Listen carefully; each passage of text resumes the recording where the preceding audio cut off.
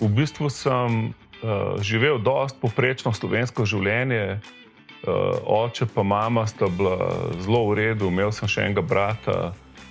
Poleti smo bili vedno na morju 3 tedne, pozimi smo skupaj smučali, v šoli sem imel ful prijateljev. Vse mi je bilo super v bistvu v življenju, ampak odraščal sem v ateistični družini in ko sem začel študirati, v bistvu, ko sem končal srednjo šolo in šel na ekonomsko fakulteto, me ful več ni to zanimalo, ta materialni svet, in razmišljal sem, kam to pelje, kako to, da sem ful prazen v srcu, čeprav imam vse pogoje izpolnjene, da bi mogel biti srečen. In potem sem začel iskati duhovnost in vedno me je nekaj gnalo, kdo je ustvaril zvezde, kdo je ustvaril planete, kje je namen vsemu skupaj. Nekako ta teorija, da smo prišli z opicami, več ni odgovarjala in hotel sem zvedeti večji namen. In začel sem brati duhovne knjige in vedno sem hotel verjeti, kar noter piše, in hitro sem se prepričal v kakšno stvar, da bi do dna prišel, ampak v nobeni religiji, v nobeni duhovni shemi, strukturi nisem našel izpolnjenja v svojem srcu. Tudi če sem bil 2-3 tedne vesel in sem vsem razlagal, da sem našel neko bistvo, sem na koncu spet bil razočaran, ker sem videl, da ne deluje. In šel sem celo tako daleč, da sem obiskal študentsko psihiatrinjo in sem jo začel spraševati o smislu življenja. In sem bil ful razočaran, ker sem šel od nje, ker sem videl, da to njih ne zanima. Oni samo mi hočejo pomagati, da se ne bom ukvarjal s temi stvarmi in da bom srečen v naravnem svetu brez nadnaravnih odgovorov. In potem sem razmišljal, edino šele, ko bom umrl ali kaj, bom zvedel, kaj je na drugi strani.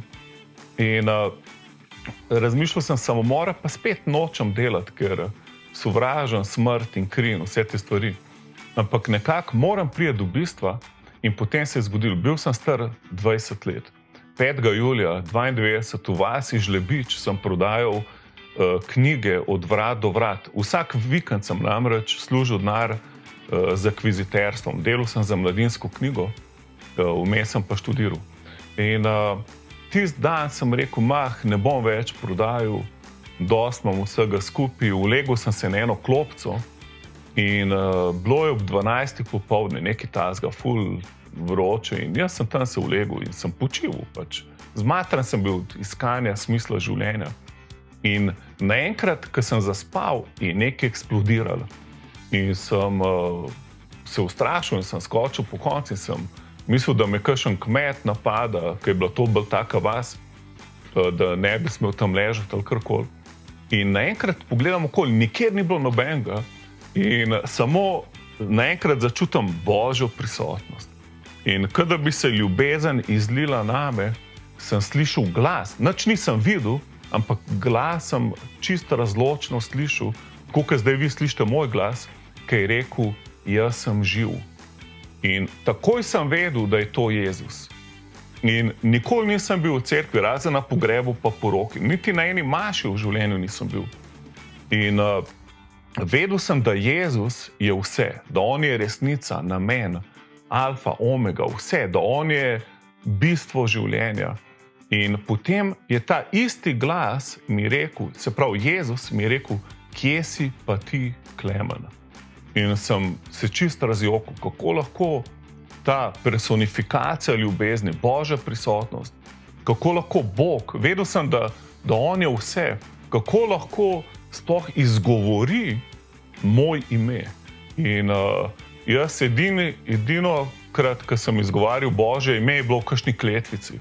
In sem si razmišljal, jaz tako pluvam čez Boga, on pa pride in me po imenu pokliče. In sem bil čisto zlomljen, skrušen od Božje ljubezni. In sem padel na tla, na svoj obraz v bistvu, in sem se začel jokati, nekontrolirano. In sem čutil, kako sem poln teme, v bistvu počutil sem se kot 5 let star otrok, ki je našel pot domov. In potem se je rekel, Jezus, rad bi te spoznal. Pomagaj mi, da te bom spoznal.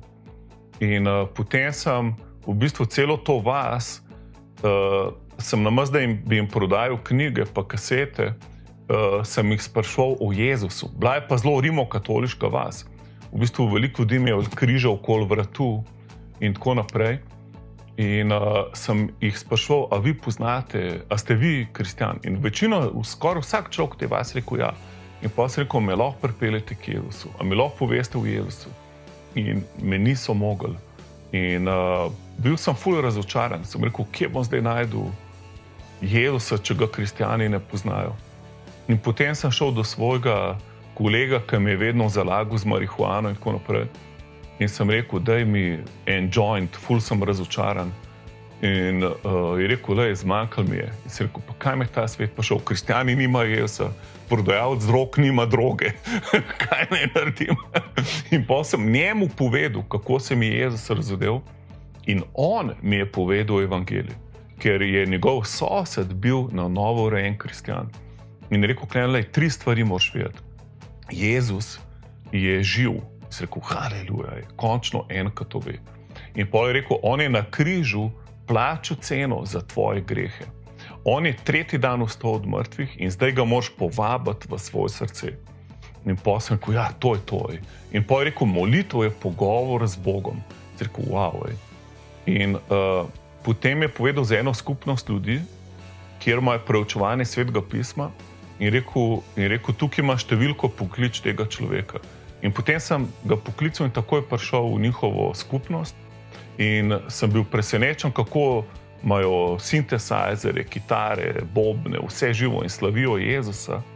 In pastor je govoril o Janezu, prvo poglavje, Janezov evangelij, luč in tema.